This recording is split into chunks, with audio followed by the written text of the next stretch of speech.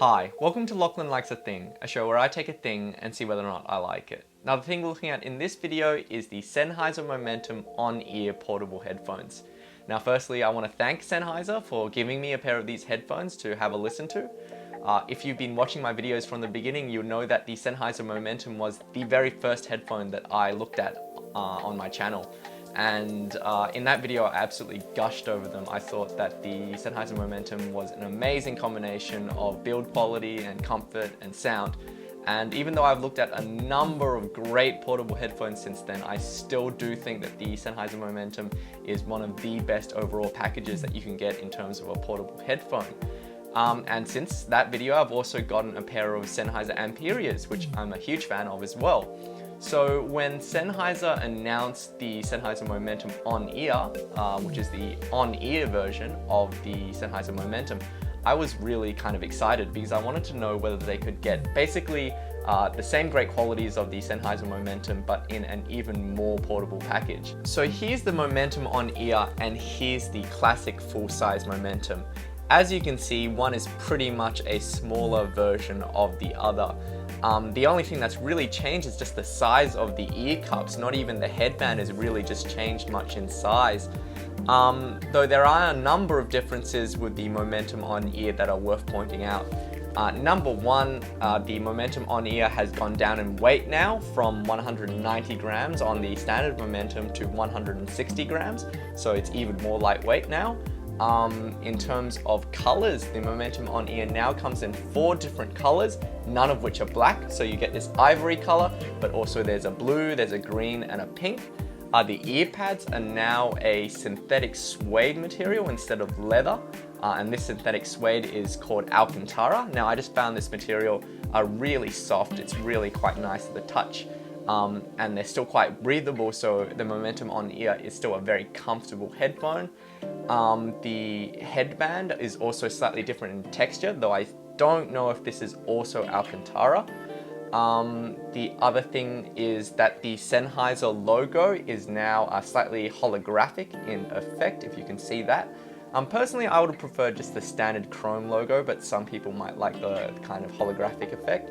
One more thing is that the cable is still detachable like it is on the classic Momentum. You get the iPhone remote as well as a standard non-remote cable.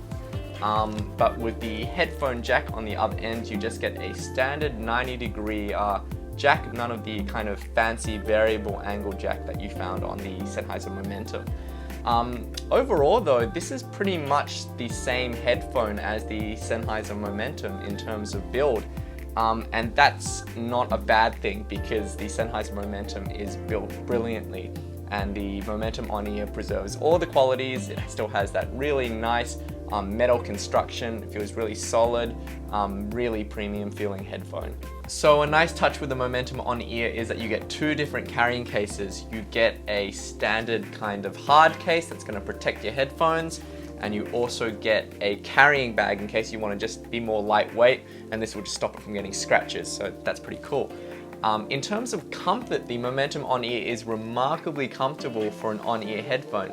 As I said, it's quite lightweight, it doesn't press very hard against the ears, and comfort is pretty much the best I've felt for an on-ear headphone except for the Audio-Technica ES88. Though it is still an on-ear headphone, so it does still press against the ears, it might still make your ears sore after a couple of hours. So if comfort's a top priority, I'd probably recommend the full-size Momentum.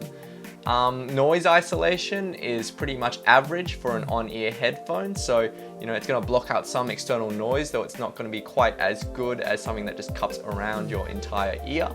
But overall, as a package, I think the Momentum is quite well designed.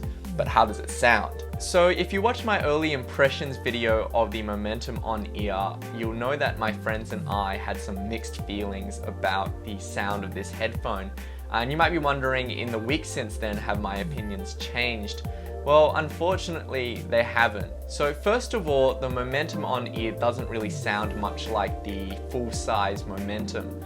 Whereas the full-size Momentum is kind of a warm, mellow, kind of laid-back, easy listening kind of headphone. The Momentum on-ear is much more of an aggressive, V-shaped kind of sound.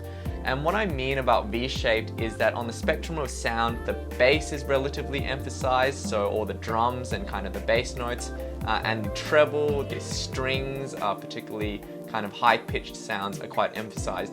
And in the middle, there's kind of a dip, so that vocals, kind of the body of your singing, is relatively distant. It can sound quite recessed on the momentum on ear. Now, ordinarily, there's nothing necessarily wrong with a V-shaped sound in and of itself. A lot of people like them. I don't mind them. I think that they can be quite lively and exciting to listen to. The thing with the momentum on ear, unfortunately, is that the bass on the momentum on ear is so emphasized to the point where it has a slightly loose quality to it. It almost takes on a kind of droning note if you're listening to a song with a lot of bass notes. Now, if you're listening to, something that doesn't really have that much bass, the momentum on ear is quite a nice listen. It's quite articulate, it's quite clean, it's got quite a nice soundstage, maybe slightly even wider than the standard momentum, just because the treble is relatively a bit more emphasized. But as soon as like a throbbing kind of bass note kicks in, it really kicks in on the on-ear, and it honestly gets a little distracting. Now, I've said it before and I'll say it again, I don't mind my bass. I own a number of really bassy headphones that I quite like. I love the Sennheiser Inferior, I love the Audio-Technica ES10, and recently I got a pair of the V-Moda M80s, which I think are a really nice, warm, kind of bassy on-ear headphone. The thing with the momentum on ears bass is that unfortunately I just don't think it sounds very natural. It doesn't sound very well integrated into the rest of the spectrum, and it really calls attention to itself. Now, I don't know, maybe you might like this kind of really aggressive bass tone, and by all means, if it sounds like something that you might like, go ahead and check it out in the store and have a listen, because this should be relatively easy to find. I don't think it's a technically bad headphone, and I've read a number of comments from people who do quite like the sound of it. So I guess this is something that you might want to have a listen to just to make up your own mind. Personally, it's just not my cup of tea. Anyway, thanks for watching this video. You can talk to me on Facebook at facebook.com/LachlanLikesAthing, or you can tweet to me at LachLikesAthing. I'm probably about to hit 100,000 viewers just when this video is posted. So again, thank you so much to everyone who's supported me for all these videos. Thanks for liking all the videos, thanks for subscribing to my channel, and happy listening.